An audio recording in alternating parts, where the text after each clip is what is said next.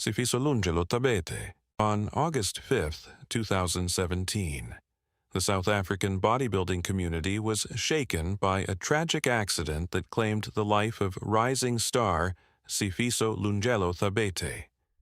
Known for his charisma and athleticism, Tabete was a junior world champion under the International Federation of Bodybuilding and Fitness, IFBB, competing in the up to 165-pound category. Just weeks before his death, in July, Tabete celebrated a victory at the IFBB Muscle Mulisha Grand Prix. Now, on 5th August, during a local competition, Tabete entered the gymnasium with energy and confidence, waving to the crowd and encouraging cheers. As part of his entrance, he attempted a backflip, a move meant to excite the audience. But the stunt went horribly wrong. Tabete didn't rotate far enough and landed directly on his head, breaking his neck. He laid motionless on the mat, briefly rolling onto his back as stunned spectators watched in horror. Several people rushed to his aid, but the damage was already done. The bodybuilding magazine Muscle Evolution reported the community was shocked and saddened by his sudden death. Tabete's fatal accident served as a heartbreaking reminder of the risks athletes take to entertain and inspire, even in moments meant to celebrate their strength. Jody Vance. In March 2025, 20-year-old Jody Vance, a promising young bodybuilder from the United States, died after suffering a fatal heart attack while attending the Arnold Sports Festival in Columbus, Ohio. She was not competing that day but had come to support and coach her pupils. During the event, she began to feel unwell and was taken to a local hospital where medical staff worked to save her, but ultimately pronounced her dead. The sudden loss stunned friends, students, and colleagues who remembered her energy and commitment. In a video posted on Instagram, her trainer, Justin Mahaley, said Jody had made a significant error that should not be taken lightly, and suggested she may have used dangerous substances without his knowledge, which he believed contributed to severe dehydration and the subsequent cardiac collapse. Those who knew Jody described a young coach driven by ambition and care for her students, now suddenly gone.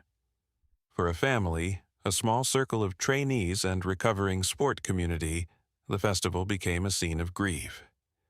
The incident raised urgent questions about the risks young athletes face, the pressures to perform, and the hidden choices some make behind closed doors.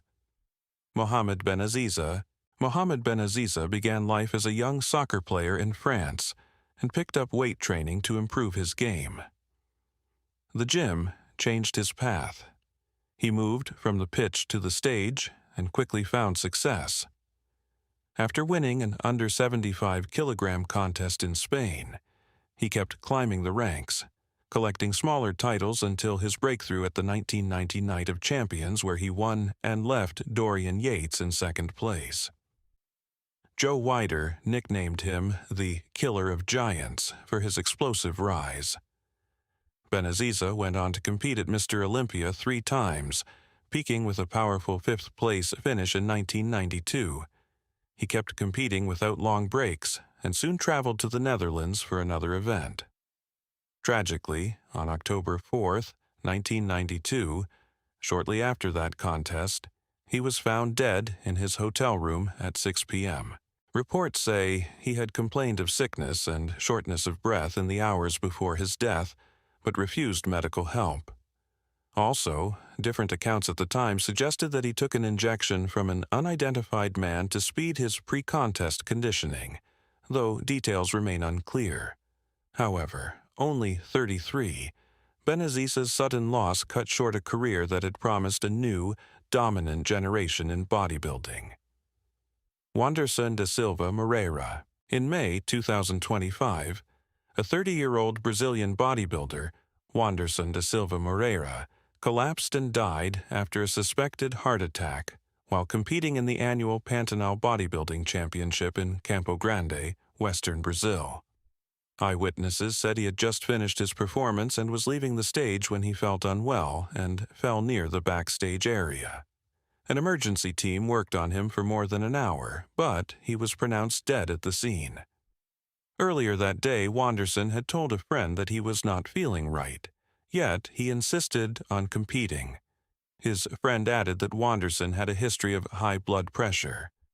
Moreover, Wanderson's coach remembered him as a man with a huge heart. He spoke of a grief that reaches beyond sport, urging prayer for the family and the team, and promising that Wanderson would always be part of their family. However, the collapse stunned competitors and spectators alike, turning a celebration of dedication into mourning. For a family left behind, and for teammates who watched a life cut short, the event is a painful reminder of how fragile the human body can be under physical strain, and how quickly a stage of triumph can become a place of sorrow. Dallas McCarver. Dallas McCarver arrived in bodybuilding as a figure of both promise and mystery. He was massive, athletic, and still young.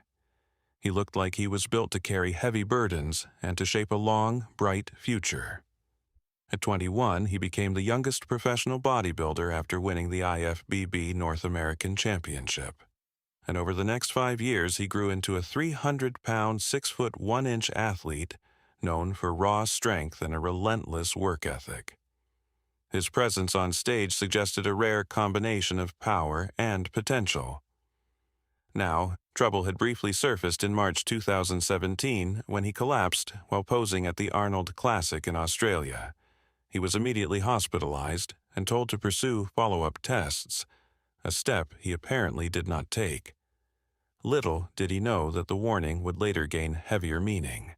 On the night of August 22, 2017, his roommate and fellow competitor Josh Lenartowicz came home to find Dallas collapsed on the floor. Emergency services were called, and paramedics rushed him to hospital where he was pronounced dead at 1:03 a.m.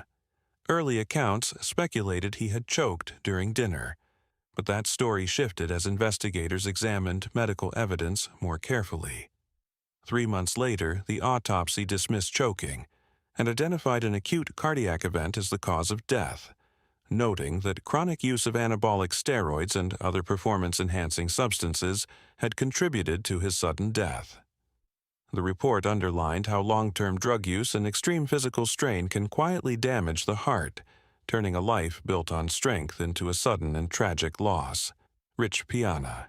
Next, Richard Eugene Piana was a well-known American bodybuilder, entrepreneur, and YouTuber who built a large following by sharing blunt talk about steroids, training, and the sacrifices behind extreme size. He popularized the idea of the 5%, people willing to do whatever it takes, and his channel mixed motivational speeches, training montages, daily life, and candid admissions about using anabolic agents such as trenbolone. On August 7, 2017, Piana suddenly collapsed while getting a haircut at his Clearwater, Florida home. He fell and struck his head. This made his friend Jansen call 911 and perform CPR until paramedics arrived roughly 10 minutes later. Upon arrival, paramedics found that his heart was not beating properly but were eventually able to restart it. Still, prolonged oxygen loss caused severe brain injury.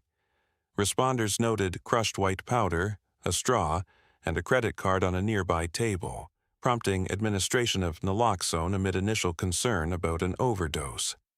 However, Piana's friend later said the substance might have been a high-caffeine pre-workout, not illicit drugs. Piana was placed in an induced coma to reduce brain swelling. After spending 2 weeks in coma, he died on August 25, 2017. The autopsy described significant heart disease. Both his liver and heart weighed twice the average amount for an adult male, and mild atherosclerosis, but offered no definitive cause after toxicology specimens had been discarded, leaving questions about the exact sequence of events. Andreas Münzer. Lastly, Andreas Münzer, an Austrian professional bodybuilder, stood as a living extreme. Skin stretched tight across carved muscles, veins standing out like the runes of a ritual. His preparation for competitions involved an austere diet and medical interventions intended to strip away every last drop of subcutaneous water.